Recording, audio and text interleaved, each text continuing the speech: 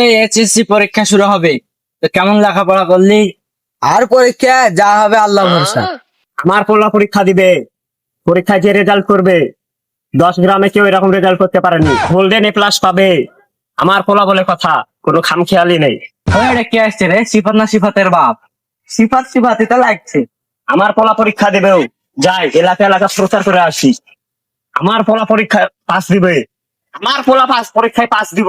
চাচা, কয়েকদিন আগে দেখলাম আপনার পোলা এইসব গেঞ্জি প্যান্ট পিন্দা ঘুরছে, আজকে আপনি আবার এইসব প্যান্ট গেঞ্জি পিন্দা ঘুরছেন, ব্যাপার কি? আরে বেটা, খুশির খেলা গেঞ্জি করে চলে এসেছি।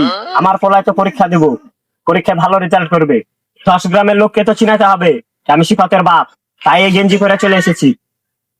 কেন, সিফাত জি বললো তার পড়ালেখার অবস্থা খুব খারাপ, ও কি পাস করতে পারবে? পাস দিবে না মানে? 10 গ্রামের ভিতর যদি কেউ পাস করে তাহলে আমার পোলায় পাস করবো। ভিটামিন সিটামিন কি কম খাওয়াইছি? আরে হোল্ডিং টোল্ডিং তো আমি কম খাওয়াই নাই আমার পোলারে। চাচা ওটা হোল্ডিং লাই হরলিক্স হবে। আরে তুমি বেশি বুঝো না, তুমি বেশি কথা কও। আমার পোলা আমারে বলেছে তুমি আমার পোলা সবসময় দেখে রাখো। আরে আমার বেটা যদি গোল্ডেন পায়, তুমি তো এ প্লাসও পাবা না, তাই না? তুমি কোনো মতো পাস করবা। এত অহংকার করা ভালো না। এই ছেলে, তুমি এত বকো কেন? পরীক্ষা তুমি দিবা না আমার পোলা দেবে? বলেছে কেউ যদি পাস করে তাহলে আমার পোলায় পাস করবো। চাচা, আপনার বেলা কেমনে পাস করবো? আপনার পর তো রাত্রে খালি মেসেজই করেছে। তোমরা আমার মনে করে গাধা।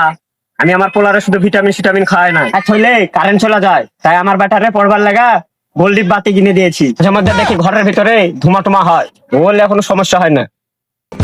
গোল্ডিপ বাতি?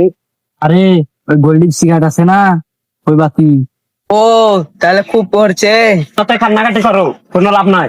পাঁচ দিলে আমার পোলায় পাস দিব। 7 গ্রামে বলে আসি, পাস দিলে আমার পোলায় পাস দিব।